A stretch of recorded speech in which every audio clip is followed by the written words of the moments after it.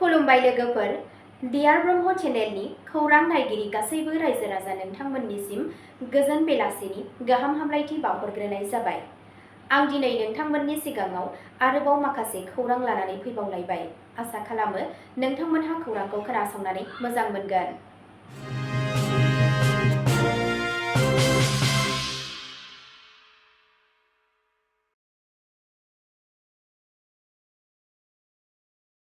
गिबि खौराङावनो दङ इउपिपिएल बिपिएफनि गेजेराव दाङाबाजि। चिराङाव भारत-भुटान सिमायाव दुंहाव थासारि।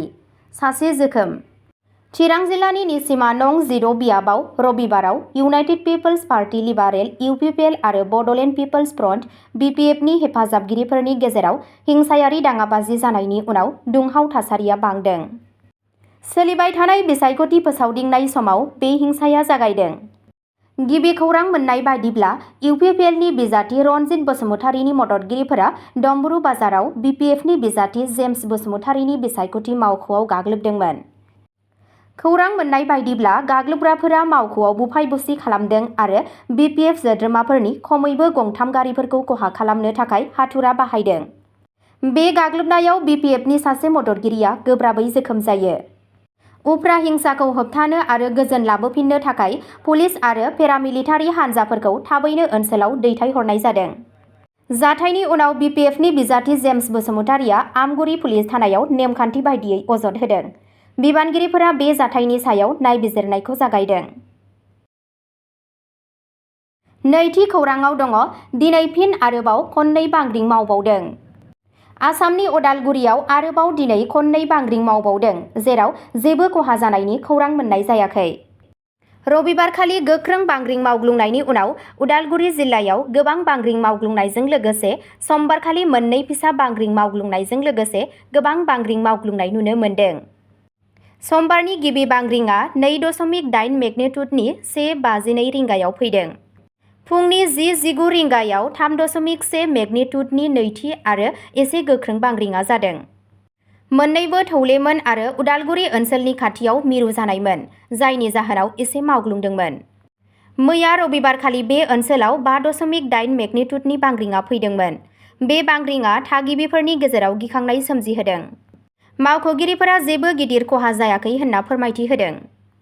मोनसे सावस्रिजों सोमोन्दो गोनां जाथाया रबिबारनि जाथायजों खेंसालियायै सोमोन्दो दं। आसामखौ मोनसे गोजौ खैफोदगोनां बांग्रिं मावग्लुंनाय ओनसोल महरै मिथिनाय जायो आरो बेबायदि बांग्रिंनाया सरासनस्रा। बावैसो सिगां जानाय बांग्रिंआव जेबो दाथायारि खहा एबा जखम जानायनि खौरां मोननाय जायाखै। थामथि खौराङाव दङ एसिएस अफिसार नुपुर बरानि न'आव सिएमनि भिजिलेन्स हानजाया 1.70 कौटि रां जब्द खालामदों। सासे गागि आसाम सिभिल सार्भिस एसिएस अफिसारनि सायाव नायबिजिरगासिनो दं। गिबि मन्थ्रिनि सांग्रांथि आरो एन्टि कारापसन हानजाया दिनै गोबां बिबांनि सम्पथिनि सायाव लोब्बा थानाय रेभिनिउ सार्कल अफिसार नुपुर बर'नि न'आव सिग्रोमो। दिनै फुंनि समाव मतानगराव थानाय बरानि न'आव सिग्रोमनाया जागायदोंमोन।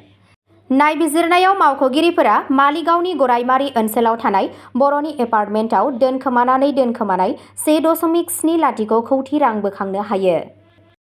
खौरां मोननाय बायदिब्ला नायबिजिरनाया बांलांनायजों लोगोसे भिजिलेन्स हानजाया बरानि सासे आंगो लोगोनि न'आवबो सिग्रोमनो हागौ होनना फोरमायनायखौ मिथिनो मोननाय जादों।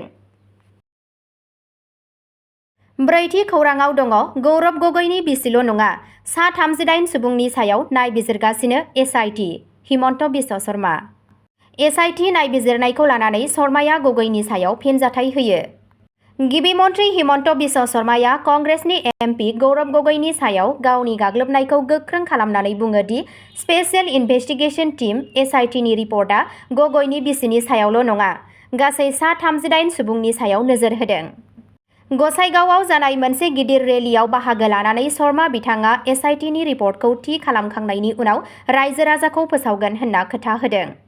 नायबिजिरनाया मोनसे गोब्राब आयदा होनना बिथाङा बुङो दि आं गगैनि बिजिरनायखौ लागोन आरो गासै फोरमायथिफोरखौ वेबसाइटआव आपल'ड खालामगोन।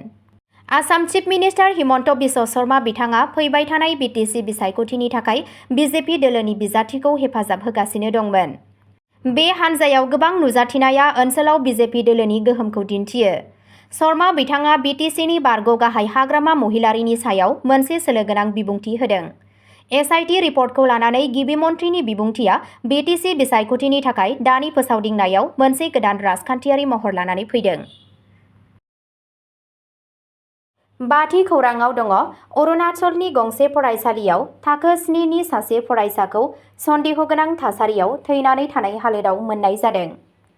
बे जाथाया फरायसा आरो फरायसालिनि बिबानगिरि सानैखौबो सोमोनांहोदों, जायनि जाहोनाव बे जाथाया गावखौ फोथैना लानाय एबा सन्देहगोनां थासारियाव जादों नामा बेनि सायाव सोंथि खालामनाय जायो, मानोना थैनायनि जाहोनखौ दासिमबो मिथिनो मोननाय जायाखै। पुलिसआ थाबैनो नायबिजिरनायखौ जागायो आरो फरायसालिनि वार्डेनखौ सोंनाय फिननायनि थाखाय लिंहरो।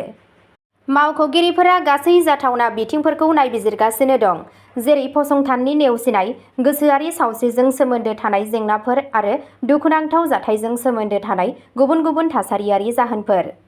बे हाबाफारिया ओनसोलनि थाग्रा फरायसालिफोराव फरायसाफोरनि रैखाथि आरो नायदिंनायखौ लानानै बिमा-बिफा आरो दिथागिरिफोरनि गेजेराव जिंगा सिखांनाय सोमजिहोदों। द'थि खौराङाव दङ गुवाहाटी रेलवे स्टेशनाव टेक्सिआव गारि सालायगिरिनि गोथै सह मोननाय जादों। गुवाहाटी रेलवे स्टेशननि पार्किंआव सासे सेंग्रा टेक्सि सालायगिरिखौ गावनि गारिनि सिङाव गोथै सहखौ मोननाय जायो।